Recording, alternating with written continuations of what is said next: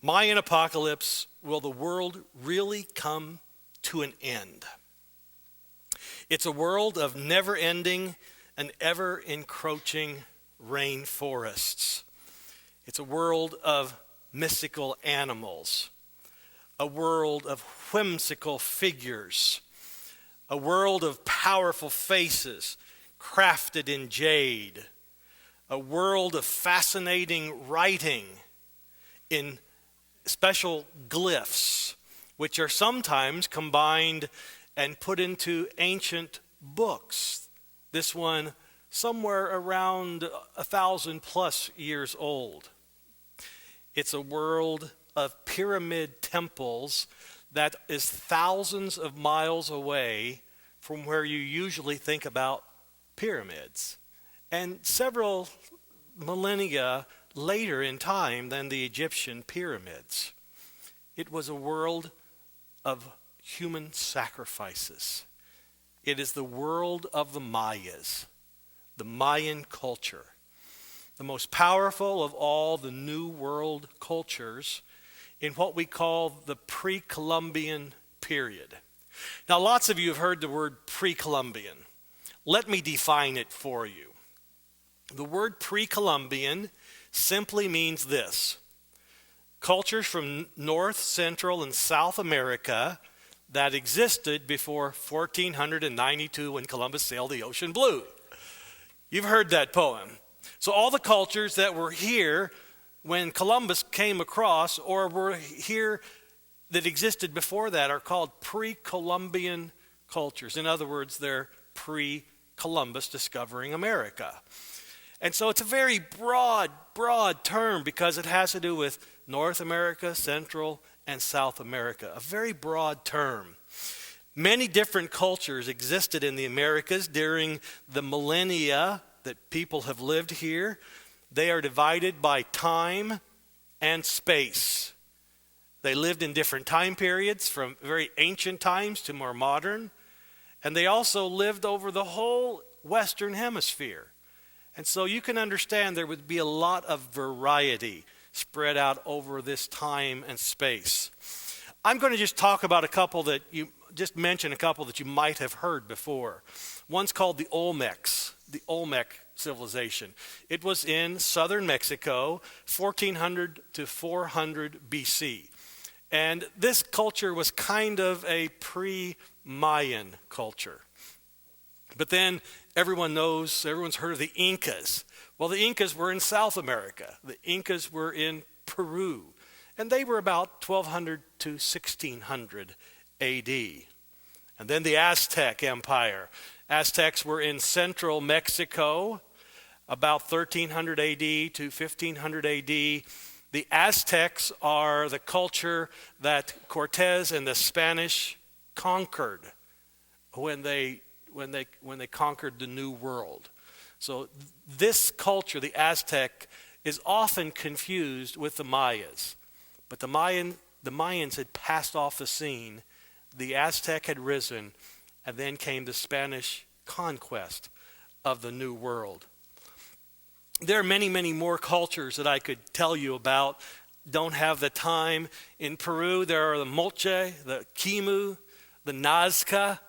Some of you might have heard of the Nazca lines out in the deserts in Peru. These huge figurines out in the desert, figures in the desert that you can really only see by flying over them, what they really are. Monkeys and squirrels and strange-looking beasts and a spider. Fascinating culture, the Nazca. And because of these huge figures out in the desert, lots of times the Nazca culture gets lumped in with aliens. But I don't believe that. In Mexico, there were others, the Toltec, the Zapotec. In North America, there were the woodland Indians. They were the earliest. But then during the late period, 1300 or so AD, there was a fascinating culture along the Mississippi River, appropriately called the Mississippian culture. And I have a few pieces of pottery in my collection from the Mississippian culture. And then in the islands of the Caribbean, there was a loosely confederated group of people called the Taino. I mean, they're just dozens and dozens of ancient cultures from different places over this huge period of time. But tonight, I'm going to especially emphasize the Mayan culture. There are three basic periods that they talk about when they talk about Mayan history. It's not a particularly imaginary scheme to describe the Mayan history. Pre-classic period, 1800 BC to 250 AD.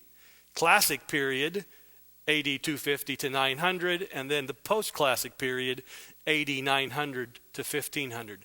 It's not real imaginative, is it? It's just kind of descriptive. Primarily, the classic period is the time when the Mayan Empire is at its height in America, or in Central America. It primarily was in southern Mexico, up into the Yucatan Peninsula, also Belize, Guatemala, and El Salvador. A huge empire over this time period. I have visited several of these ancient Mayan ruins, and probably you aren't surprised at that. A few years ago, back in about 1995, I had the opportunity to go on a mission trip to Belize when I was still pastoring in Ohio. I went with Mount Vernon Academy on a mission trip. I had the opportunity to preach some evangelistic meetings, and then at the end of our trip, we visited these Mayan ruins. This is a ruin called Altanha. It's very close in to Belize City, which is the capital of Belize. And so it's a very easy one for people to be able to visit. It's a relatively large ruin. It has numerous temples on a central plaza. I hope you can see in this a panoramic picture. You see, these are all temples. And you have this central plaza area in here, and then more back in here. It's a fascinating arrangement of temples in this period of time. Now, I remember something really specific about this trip to Altanha, more than just simply the ruins of the Mayans being there. We, as a group of mission trippers, went up on this particular ruin, this temple. We climbed up the steps and climbed up to this area right in here. This is much too steep, but we got in this area right in here, and we stood up there. And because so many of our people on the mission trip were from the choir, we sang. It was really cool to hear our voices echoing across this plaza and echoing back to us from those ancient pyramids that were around there. It was a really super cool feeling, and it was so much fun.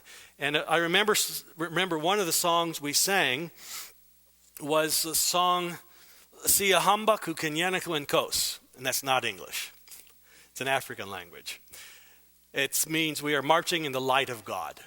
And we sang this, and we could hear it echoing across, and I've reflected on it, how funny it was for a group of American Christians to stand on a Mayan ruin and sing an African song. It just kind of combined the whole world together. I don't know if this guy was smiling at our singing or if he was frowning at it. Certainly has his mouth open, doesn't he? One of the fascinating things they did find on this site was this beautiful jade head carved out of one solid piece of jade. And it's about this big. So it's a large piece of jade. We also visited a ruin named Lamanai, which interpreted means submerged crocodile. Well, they were just beginning to dig out this ruin and to really commercialize it when I was there in about 95. And so it's much more commercialized today. But we were there when they were just beginning to build the trails from the pyramid to pyramid, and I actually found this really super cool large blade that was flint napped out of flint. So it was a fun experience. To get to Lamanai, though, is also an experience. You have to go on about a 1-hour boat ride to get back to the ruins. It's way back along what's called the New River. And so you have to go on this long boat ride. When we were getting in the boat, this is not me in the boat. This is a boat like we went back on. When we were getting in the boat, I wanted to be in front because I wanted to see where we were going. Because on the way out there, we saw crocodile, we saw spider monkeys, we saw beautiful birds. So I wanted to be right up there in front. So I got in the front seat, and I hear the driver say, "Gordo."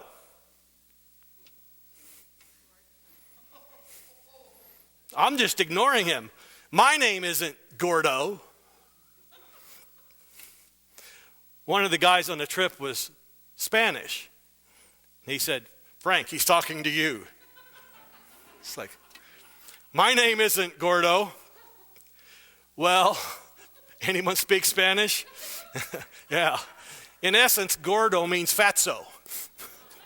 This is in essence what it is. A big guy to the back of the boat. That became my nickname the whole rest of the trip. You know, what can I say? Hey, Gordo. So we got in this boat. We wound our way around this river. I'll tell you more about that in just a second. And we got back to Lamani. Now, Lamani, at that point in time, was still being carved out from the rainforest. And so the ruins were literally, the rainforest came up to the very edge of the ruins. It was very unimproved at that point in time. It's a large ruin with a number of these ancient temple pyramids or pyramid temples. I'm not sure what we should call them. One of the most interesting ones here is called the Pyramid of the Mask. And you can see on the front of this pyramid this fascinating Mayan-looking mask. Now, this is classic Mayan art right here. This mask with kind of the long, big nose and kind of large lips. A very classic mask. You can see it from the side too, from the profile. This is classic Mayan art. You see it all over the place when you're in the ancient Mayan ruins. Also close by is another larger temple. This is called the High Temple. It's also there at Lamani. Fascinating place to go. We climbed to the very top of this particular temple. And then we were ready to go back. Now we left as the sun was setting, which seems that they could plan the trip a little bit better so that we're back by the time the sun is setting. But the trip back was probably as memorable as anything.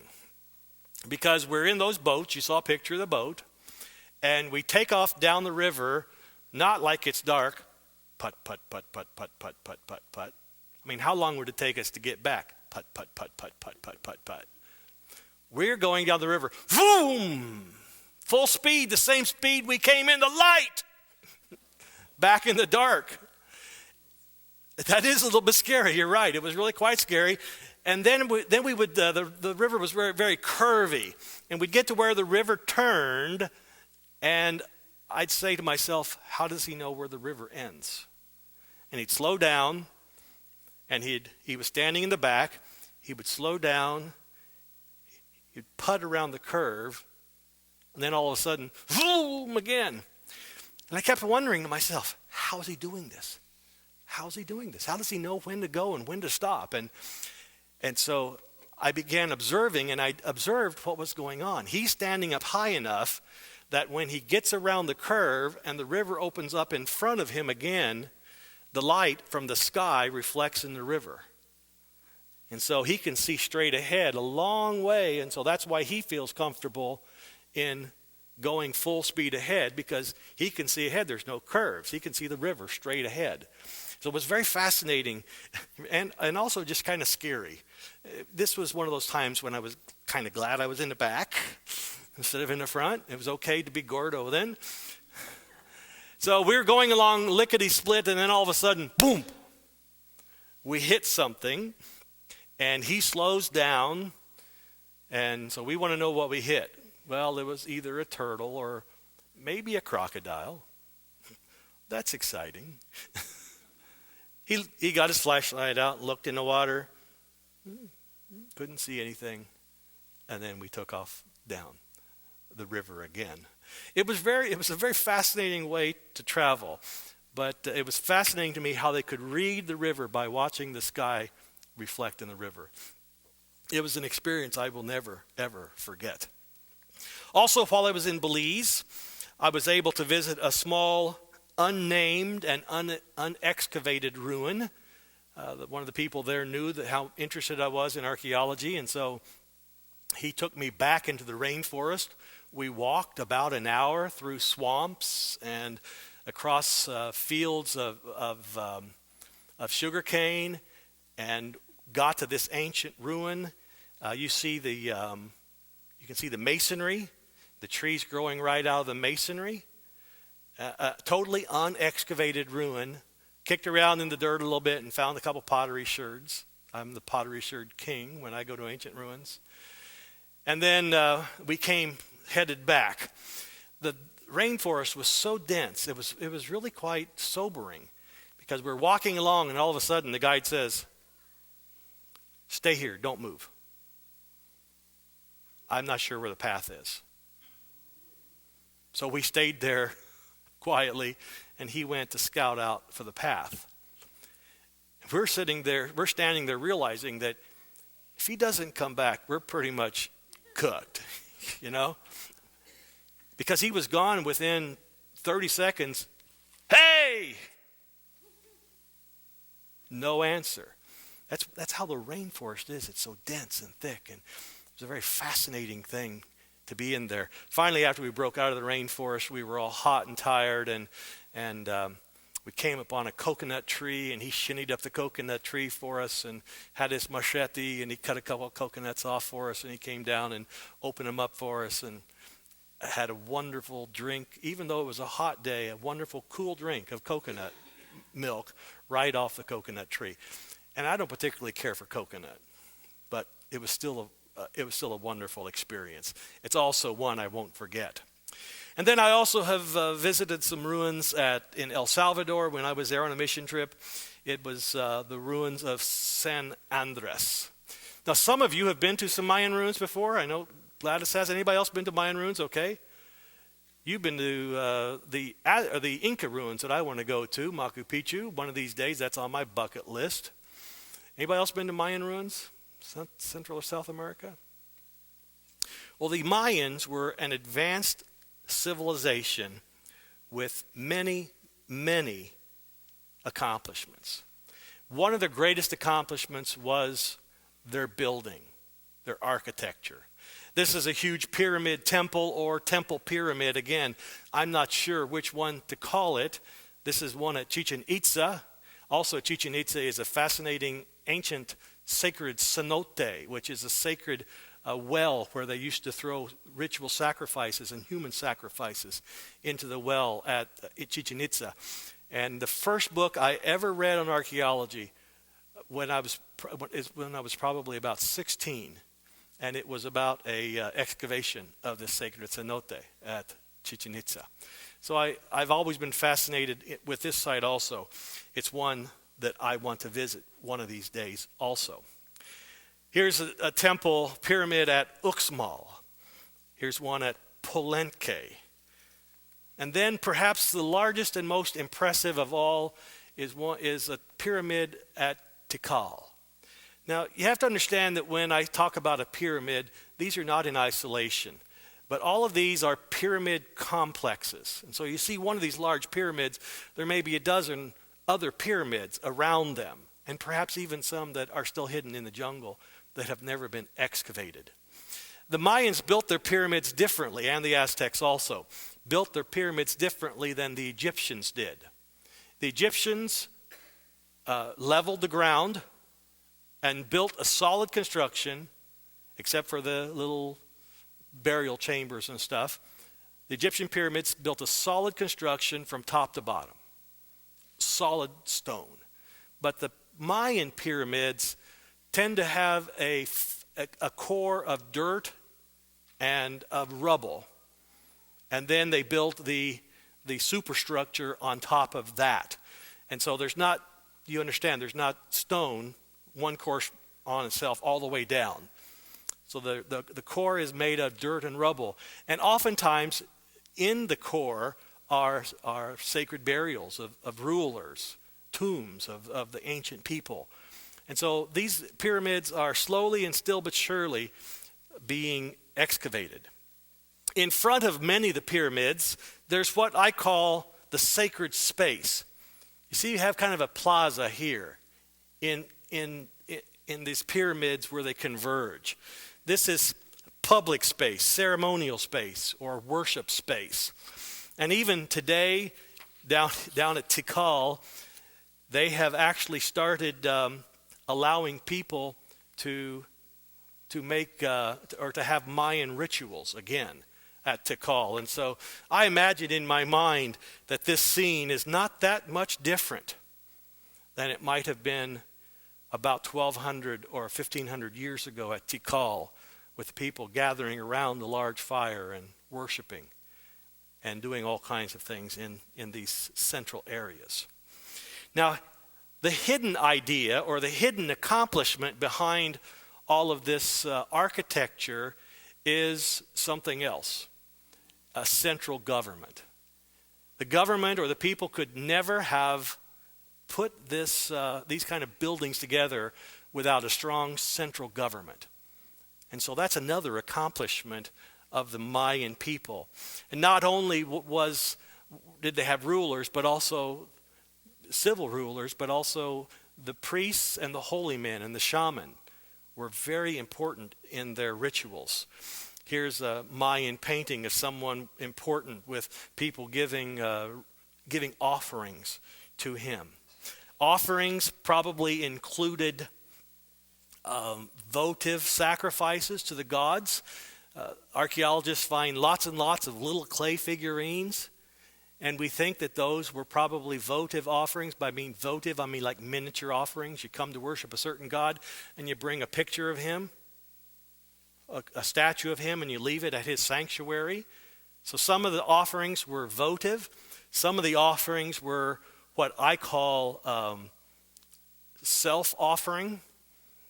In the Mayan culture, there was a lot of self-mutilation, and a lot of the priests did what we call bloodletting, where they would draw their own blood, and with very sharp obsidian knives, and they would cut themselves, and they would draw their own blood and capture it and use it for rituals. But then also there were other offerings, like human sacrifice. Now the Mayans were not as, they didn't perform human sacrifice as much as their successors did, the Aztecs. But the Mayans did perform ritual human sacrifice, cutting out of the heart and using it for various rituals. At Chichen Itza, there's a large bench made in the form of a warrior, and they believe that's one of the places where they had their human sacrifices lie down when they used these sharp obsidian knives to take out their heart. Another interesting part of their ritual was take me out to the ball game, take me out to the park. The ritual was playing ball. The Mayans played ball, not baseball, but they had this special kind of ball game that they played, and they were played in these ball courts. So this is a ball court. The sides are probably not for the audience to sit on. They're probably for the game itself, because on most of these ball courts, somewhere on the ball court is the hoop. And so what's supposed to happen? The men wore these special girdles that would make their hips hard, and sometimes they were made out of leather or skin, sometimes made out of wood. But they would wear these leather girdles or wooden girdles, and it was their job to put the ball through the hoop using only their hips, not their feet, only their hips. There's some indication that maybe sometime they were allowed to use their elbows and knees, but no feet, no hands. And they were large rubber balls. Of course, they had pure native rubber available widely. And so they would play this ball game on many of the Mayan ruins. Here's a picture of the men, an actual ancient wall painting of the men dressed in their ritual garb. And you see the big thing right there in the middle. That's the ball. I suspect, most archaeologists suspect it's probably a little bit larger than it actually was, because they have discovered actually ancient rubber balls in ancient Mayan tombs, and they were about this big. Of course, they had to be small enough to go through the hoop, right? Now, there's some indication also that it was a very serious game. And at certain ritual settings, it appears that the losers were sacrificed. They were killed as sacrifices to the gods. For those of you who like sports a little bit, this practice gives the whole term sudden death playoff a whole new term, whole new idea, right? They were sacrificed. We know some of what we know about the ball game, about history, about their calendar, because the Mayans learned to write. Now, believe it or not, this looks like a face, right? But this is actually a letter. A Mayan, we call them glyphs. There are about 1,000 identified Mayan glyphs. Very, very difficult to read. The earliest explorers had this question. What's the question? Is it writing or is it simply decoration? And they debated that a long time. Finally, they concluded it was writing. Archaeologists and linguists have certainly for 100 years, probably seriously for about 50 or 60 years, have been trying to decipher these glyphs, these Mayan glyphs. They have made a lot of progress, but they still disagree amongst themselves. In the 1970s, there were a group of people who made some major breakthroughs, but there's still disagreement about what the glyphs read and how they're supposed to be deciphered. For the Mayan glyphs, there was not the aha type moment. We've talked about this before with Egyptian hieroglyphics, when Jean-Francois Champollion discovered how to read hieroglyphics over a period of time. But when there was a breakthrough, there was a breakthrough. So far, that aha moment hasn't quite happened for the Mayan glyphs. Sometimes these glyphs were translated, not translated, but were collected, and they actually wrote books in the ancient Mayan Empire. They're called, one book is called a codex, and a group of them together, or numerous books, are called codices. This is a picture of one of the codices. It contains history, it contains calendrical information, it contains information about the rulers, all kinds of information in these ancient Mayan books. The indication is that once upon a time, there were hundreds of them, if not more. But at the time when the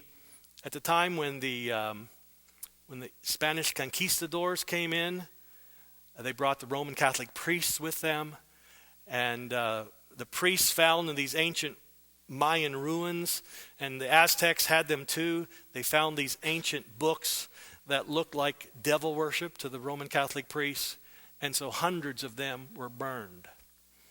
And I guess I can kind of understand that in some ways, but I think it's just really, really sad, the information that was lost with the burning of these books. Like I say, I understand it, but I don't agree with it. Only 4 of these ancient codices are known to still be in existence. And one of them actually contains the Mayan creation story. And I'll tell you about that in just a second, just a little bit more about that. Even though they destroyed the codices, the Mayans also wrote their stories and wrote glyphs on pottery. And so here's this wonderful little pottery piece with this.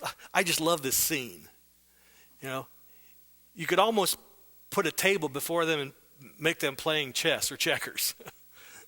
They're looking at something, and I just love it. And notice on the side, see these are the glyphs.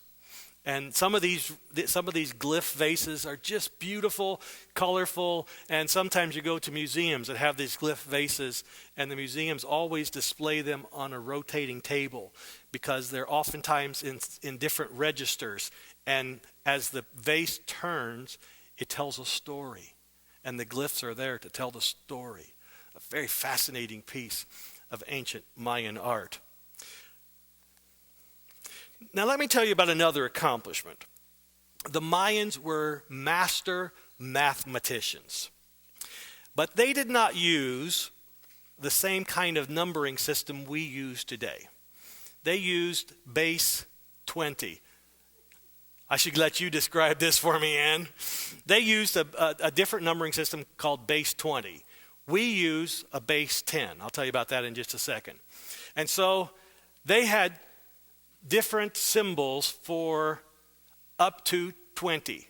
So you see, here's 0, 1 dots 1, 2 dots 2, 3 dots 3, 4 dots 4. Pretty easy so far, right? Get to 5, 1 slash. 6, 1 slash, 1 dot. 7, 1 slash, 1, 2 dots. You get the idea, right? Go right on up to 19, which is 3 slashes, 5, 10, 15, 16, 17, 18, 19. So they had base 20. Now, what does that mean? Let me show you what that actually means.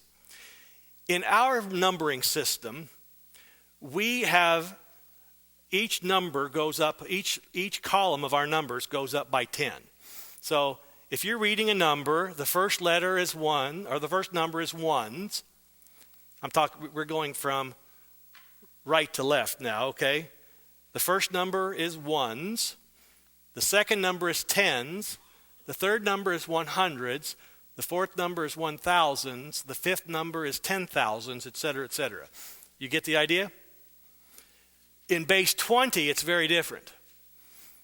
The first number is 1s, but instead of going up to 10 and dumping over into the next column, you go up to 20 and dump over into the next column, only it's not the next column because the Mayans wrote like this. Their numbers stacked on top of each other instead of going in a nice little row like this. I'd have to say we improved it. But the first column is 1s. Now, you're talking about from the bottom. The first column was 1s. The second was 20s. And then the third column was 20 times 20, which is 400. The fourth column was 20 times 400, which is 8,000. The next column was 20 times 8,000, which is 160,000. Their numbers could go up much more quickly than ours. So when you're based in a number in the base of 20, it's very different. Now let me give you an example here. Does anybody have a Goshen idea what I'm talking about? So here's a number. It already says 27. So how do we know that? Well, this number is 20. You're right. And then we got 5, 6, 7. There's 27. Here is 20, 1, 2, 3, 4, and 5, which is 29. And so if this were a 3-digit number, the next number up here would have actually been 400. So you'll have 20 on this line, and then you'll get up to 400. It really makes a lot of sense if you study it. I remember doing this in algebra in academy and thinking it was really kind of cool having to do these differences, these different bases. You know, we'd study base 6 and all kinds of strange things, base 7. And so they used this different numbering system. Keep that in mind for just a second because we're going to come back to their mathematics. They were also stargazers. The Mayans were master astronomers and probably astrologers. And you know there's a difference between the two, right? They were masters. They understood the movement of the stars. They could calculate the cycles of the heavenly bodies. They calculated the cycle, I think it was of the Pleiades, like 27,000 years. They'd watch it in the sky, and then they would do the proper mathematical calculations. Very fascinating. They could predict eclipses because of their study of the stars. There are some, and I'm not sure I totally disagree with this or agree with this, but there are some who think that perhaps even the pyramid temples might have partially been for the purpose of studying the stars. Some of those rain forests can get very foggy and misty, and perhaps they had to build up high so they could get above the stars, or above the fog, so they could see the stars. They were masters at the study of stars. Which brings me now, when we combine their understanding of mathematics and their understanding of astronomy, it brings me to tell you finally about the Mayan calendar. But before I tell you about the Mayan calendar, because most of you think that's probably one of the most important discoveries they ever made, I'm going to tell you about one other incredible discovery the Mayans made, in my opinion. The most important discovery the Mayans ever made, in my opinion, the most important contribution to Western culture the Mayans ever made. It's called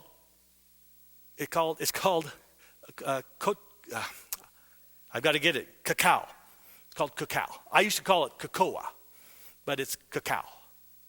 It is like a fruit that grows on trees, and the beans inside are what we get our chocolate from. Now, for many thousands of years, ancient people in South America ate the flesh of the fruit and spit out the beans. Somehow, someone in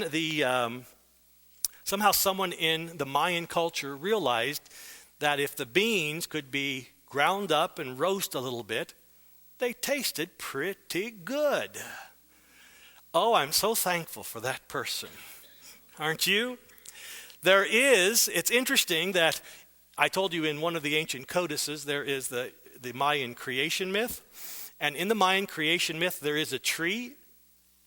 And it is not a tree, and a lot of people think the Genesis creation story, there's a tree and they call it an apple tree, even though it never ever says it's an apple tree. But a lot of people think it's an apple tree. Well, in the Mayan creation myth there is a tree, and it is a cacao tree. But I'm happy to tell you that in the Mayan creation myth, there is no temptation story. So, it's not like Eve goes to the tree and gets tempted by chocolate. That didn't happen. That's not part of the creation myth in the Mayans. So I'm happy to tell you that chocolate is not the forbidden fruit of Genesis chapter 2. Aren't you glad for that? It is a fruit that is, perhaps it is the fruit of the gods. I don't know. But the Mayans were the first ones that began to understand that you could take these bitter little beans and process them and make them into a delicious, frothy drink. The Mayans loved their frothy chocolate cacao drink so much that they actually drew pictures of cacao trees on vases. Perhaps this was a hot chocolate mug. Who knows? Here's a mug, then if you could read hieroglyphs, those are the hieroglyphs for cacao. So maybe this mug was actually only for drinking cacao. It's interesting that archaeologists have actually done a study on the residual remains inside a number. When they've been able to find them, residual remains inside some of these ancient pieces of pottery, and they've actually discovered the remains of ancient cocoa in some of these mugs. Even here in North America, there's a fascinating find at a place called Chaco Canyon out west. They found a group of mugs, beautifully painted, dating to about 900 AD. And they found inside the mugs residual remains of chocolate. So hot chocolate's been around a long time. However, maybe not quite like you like it. One person has described the Mayan cacao or cocoa. He says this: the Mayans were also the first true chocolate aficionados, treasuring cacao as a restorative, mood-enhancing cure-all. Yes, this is the most important contribution Mayans ever made to modern culture. Thank you, Hershey. It became an integral part of their society, used in ceremonies, given as gifts, and incorporated into their mythologies. But I was really wrong. It wasn't like a Hershey chocolate bar. Here is actually a Mayan hot chocolate recipe. Unsweetened, you could make this at home. Now, 4 ounces unsweetened chocolate, 2.5 cups milk, 1/3 to 1/2 cup sugar, 3/4 teaspoon cinnamon, and 1/4 to 1/8 to 1/4 teaspoon ground chili pepper. The Mayans put and seeped their hot chocolate mix over chili peppers. So I don't know. I was thinking about before I left this morning, or when I ate breakfast this morning, I was thinking about making myself a cup of hot chocolate and then dumping in some chili pepper. But that's the way the Mayans drank it, and there are pictures of them taking the chocolate and pouring it from one vessel into another vessel until they got a good head on the drink, and then they would drink it, and it became a favorite. And so now you understand why I think it is probably the most important contribution to Western society. Well, now let's get back to the calendar. There's been a lot of talk about the Mayan calendar, a lot of discussion about the Mayan calendar, and especially a date. You'll hear some different dates, but the date that's generally agreed upon is December 21, 2012. And it's said that on December 21, 2012, the Mayan calendar will come to an end. There's lots of cartoons around. Here's one. The guy rolls his calendar in and says, "I only had enough room to go up to 2012. The other priest says, that'll freak somebody out someday." Well, it's kind of true, isn't it? This whole Mayan apocalypse, doomsday, was even featured on the Super Bowl in this year. Some of you might have seen this commercial on the Super Bowl. I thought it was the best commercial on the Super Bowl this year myself. The commercial starts out with scenes of destruction, and then it pans onto this newspaper plastered against a street sign that says, 2012 Mayan apocalypse, will the world end today? And the world around it is in shambles, being destroyed. And all of a sudden, out of all this debris, you see 2 lights and a truck coming out of the debris with, any of you aficionados for trucks? It's a Chevy truck. It's a Chevy truck. It pulls out of the debris, goes down the road, and the next scene shows an intersection with 3 Chevy trucks standing there, 4 guys. There must be another truck somewhere. And they're all at the intersection. You can tell that they planned to meet together. And they look at each other, and one's got his arms full of Twinkies. You know, Twinkies will even last past doomsday. I mean, if you don't open them, they'll last forever. So they're all standing there in the intersection, and one of them looks and says, "Where's Dave?" He drove a Ford.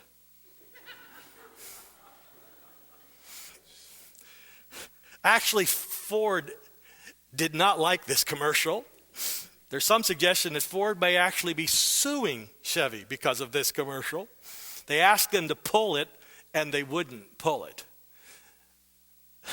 So if you want before December 12 or December 21, 2012, go out and buy yourself a Chevy truck. Now, all this joking about the calendar, what's really the truth?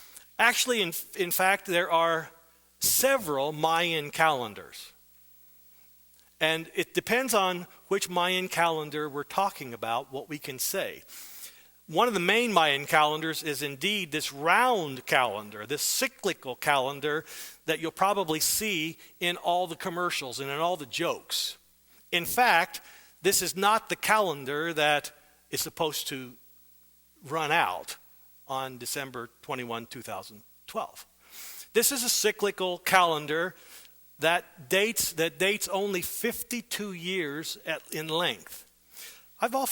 You'll see dozens of these calendars, and almost always the central figure is a face going like this. Look at it. He's sticking his tongue out at us. He's saying, got you guys thinking. It's all a trick, he's saying. But this is a cyclical calendar. It's called the Sacred Round Calendar. The Sacred Round Calendar only is a calendar that lasts for 52 years. And then at the end of 52 years, the cycle begins again. In this calendar, there are 18 months. They're called weanals. And each weanal is 20 kin, or 20 days. So their month was 20 days long. There are 18 months in the calendar. And so the 18 months times the 20 days equals 360 days.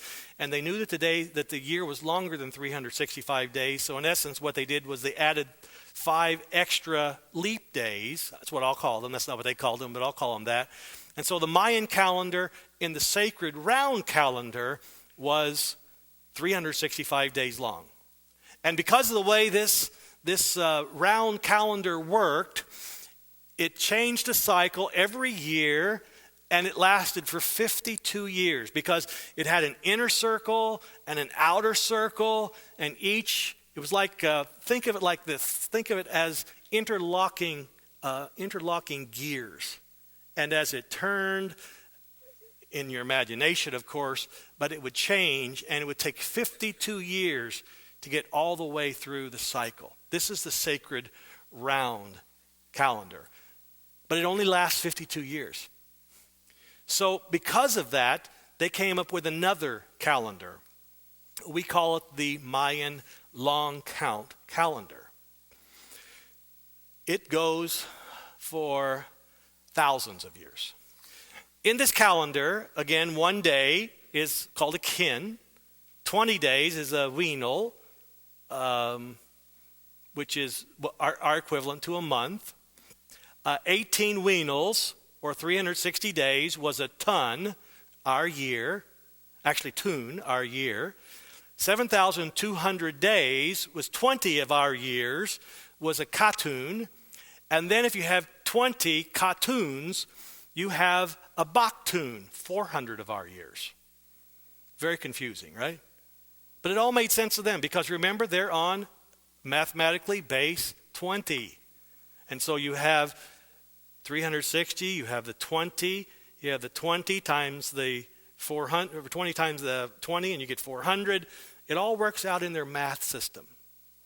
And so in order to make a date in the Mayan long count calendar, you have to have 5 numbers. In our way of reckoning time, you have to have 3. 7, 20, 69. Easy enough. But in the Mayan calendar, you have to have 5. Now, the Mayan calendar, this long count calendar, would last for 5,125.36 years. So the long count calendar is huge in comparison to that little round calendar. The current cycle of the long count calendar started August 13, 3114 BC. Archaeologists and And Mayanists have figured that out. I didn't figure that out. So the current cycle is August 13, 3114 BC. Started then. So let's look at this date for just a second. July 20, 1969. It's an important date. Anybody know what happened July 20, 1969? Okay, well, I'm not sure which was more important, right? Yeah, there we go. That's right. It was the day that they walked on the moon. So, if you would take that date, July 20, 1969, and put it into the Mayan calendar, starting back in 3114 BC, then July 20, 1969, on the Mayan calendar would take 5 numbers to express. 12.17.15.17.0. So there were 0 kin, which were the days. I've got to get this figured out again here. Hold on. There were 0 kin, then 17 weanal, 15 tun, 17 katun, and 12 baktun. Are you impressed? That's that date. Very difficult to have to figure it out in our mind, but for them, they were on the base 20. It didn't matter. I think they could figure it out. They'd take this, multiply this times 20, multiply this times 20. They'd figure this all out. So, here we come to December 21, 2012. On their calendar, that date will be 13.0.0.0.0. It's a transition of the calendar. I like to liken it to what happened in year 2000. When we transitioned in the 1999, everything became 0. Everybody thought things were going to go crazy. Airplanes were going to fall out of the sky. You remember it all, the Y2K craziness. And that's what's going to happen. In the Mayan calendar, it's going to go 13.0.0.0.0. And then the great cycle is over at 13,000 or at 13 baktun. And so the calendar will reset to 0. It's a major transition point in the Mayan calendar, and it's the beginning of what the Mayans would have called the next great cycle, when it sets to when the calendar will again set to 0.0.0.0.0. That's what it's all about. Now, if that were enough, then we would all say, Happy New Cycle, right? It's about what it is. It's simply the change of a calendar. Enter other people who say, oh, do you know what else is going to happen on December 21, 2012? That's the day of the winter solstice. It's also the day, for the first time in about 25,800 years, that the sun will align with the center of the Milky Way galaxy. And that's going to put some extraordinary stresses on the universe. Also, there are those that tell us that December 21, 2012 is the day when this unknown planet, they call it Planet X or Nibiru, the planet that no one has ever seen, the planet that no one has ever mapped, that is the day that this planet is going to collide with Earth. Wait a minute, if it's never been seen, and if it's unknown, how do we know it's going to collide with planet Earth? And then another thing that's supposed to happen is that because of the solar flares, and have you seen the solar flares lately? I mean, the solar flares have been incredible lately. This is very true. But because of the solar flares, the geomagnetic reversal of the Earth's axis will happen. Some call it a polar shift. I'm not enough of a scientist to know the difference between a polar shift and geometric or geomagnetic reversal. I don't understand all those things. But that's going to happen because of all the solar flares. And when that happens, there will be the release of of as much energy as 1,000 nuclear warheads in the earth will be pulled apart. All on December 21, 2012. And so some call December 21, 2012 doomsday, because the earth is going to be destroyed. I watched an interesting movie on a documentary on History Channel recently. I was so excited to watch it. It was Brad Meltzer's Decoded. I don't know if any of you have watched this series at all. It's generally been pretty good, and this was the Mayan doomsday. And I watched it so excited that I was going to get material for tonight's lecture. I didn't get anything, because it was all gloom and doom based on what somebody said. But I don't know. I don't agree with that. In my opinion, okay, you're going to get my opinion now. What is December 21, 2012? Well, when you combine the Mayan calendar, the catastrophe theorists, the psychics, the nut jobs, and the wackos, you end up with 2012 doomsday. Is that plain enough? My opinion is that it's just a lot of energy about nothing. And a lot of people are making claims that they can't back up, and there's no empirical evidence for. And so I fully think it's a non-event. Now, people have been doing this for almost 1,000 years. What do these years have in common? 1248, 1306, 1689, 1792, 1836, 1844, 1914, 1936, 1960, 1974, 1981, 1988, 1989, 1992, 1994, 2011, and 2012. I typed this too quickly. What do these dates all have in common? Someone predicted the end of the world. And so 2012 is another date in this long progression of man thinking he knows the future. We don't know squat. We don't know how to tell the future. We are dependent upon what God brings our way, not what somebody thinks is going to happen. And so the question is, what does the Bible have to say?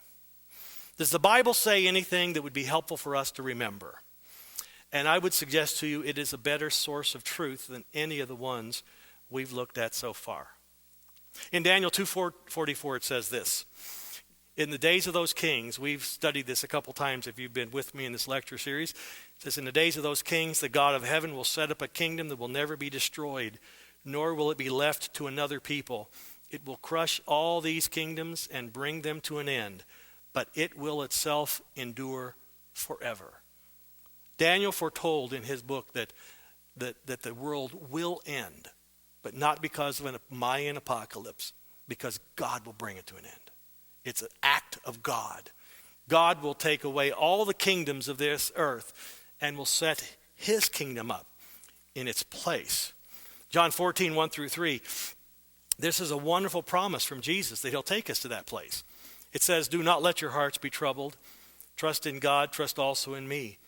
In my Father's house are many rooms. If it were not so, I would have told you. I'm going there to prepare a place for you.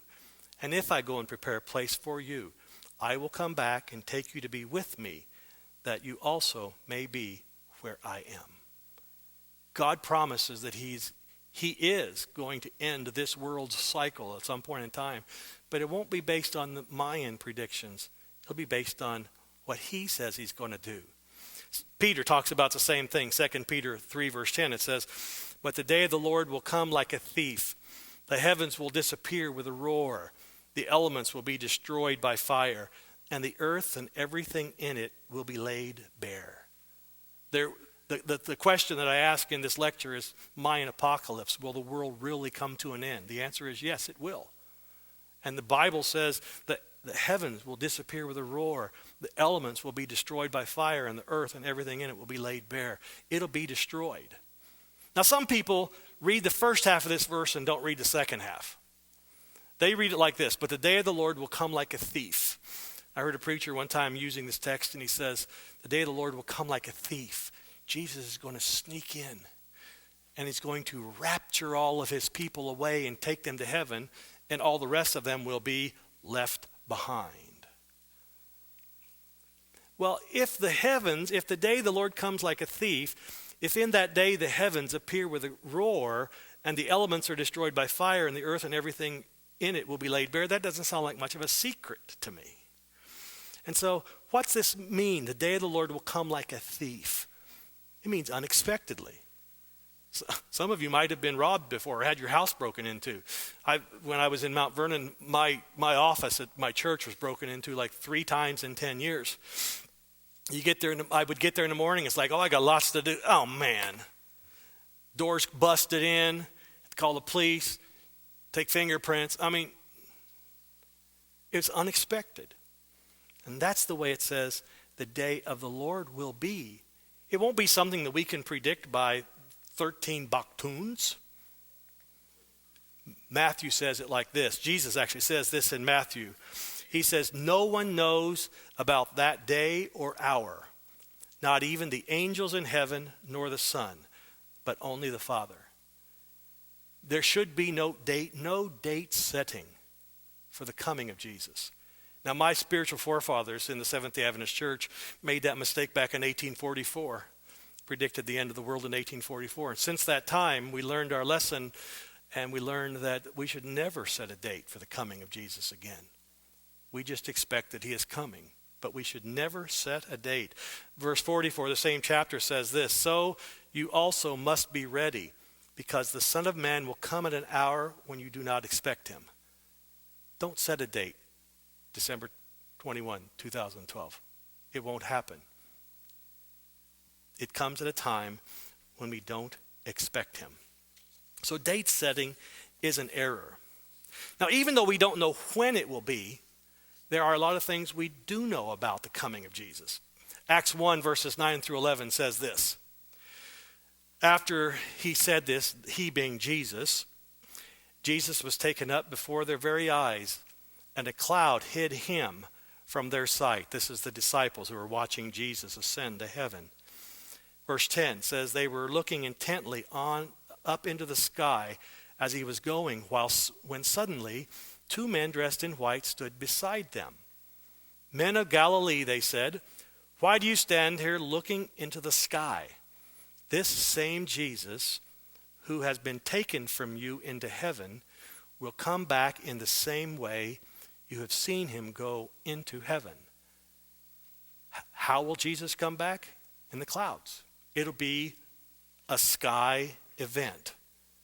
Furthermore, it will be a noisy event. 1 Thessalonians 4, 16 and 17 says, for the Lord himself will come down from heaven with a loud command, with the voice of the archangel, and with a trumpet call of God, and the dead in Christ will rise first.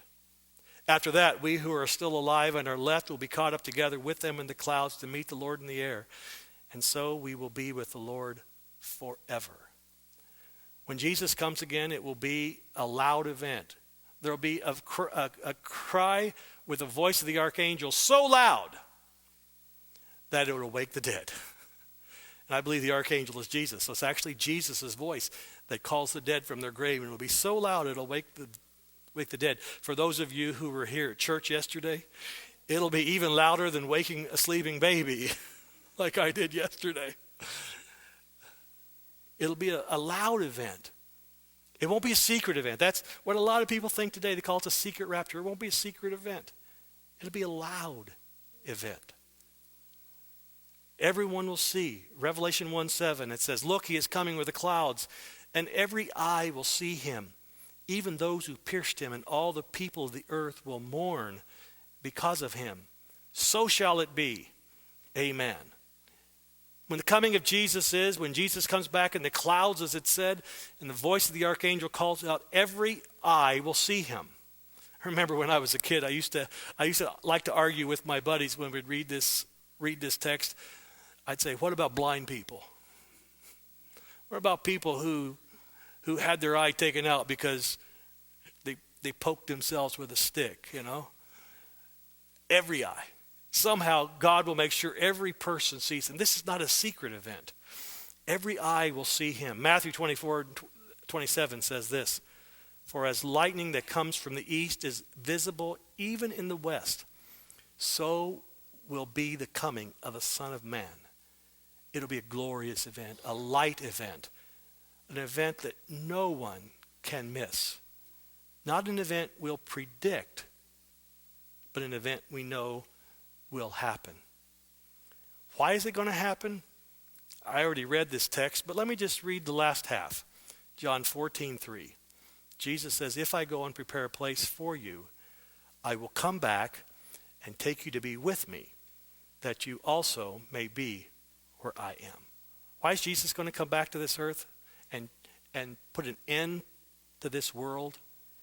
Because he wants to be with you through eternity. He's promised you eternal life if you'll accept him. And he wants to be with you through eternity. Isn't that an amazing idea? Amazing idea. He wants to be with me through eternity. This world will only end so that the next world with Jesus can begin. In view of all these things, Peter asks this question. Since everything will be destroyed in this way, what kind of people ought you to be? You ought to live holy and godly lives as you look forward to the day of God and speed its appearing. He says we should be thinking about the fact that Jesus is coming back again. And we should be living our lives in a different way because he's coming back again. When I read about the Mayan apocalypse, it doesn't worry me a bit. I don't believe most of it. What about December 22, 2012? I suspect we'll all probably wake up on the morning of December 22, 2012, just like we have every other morning.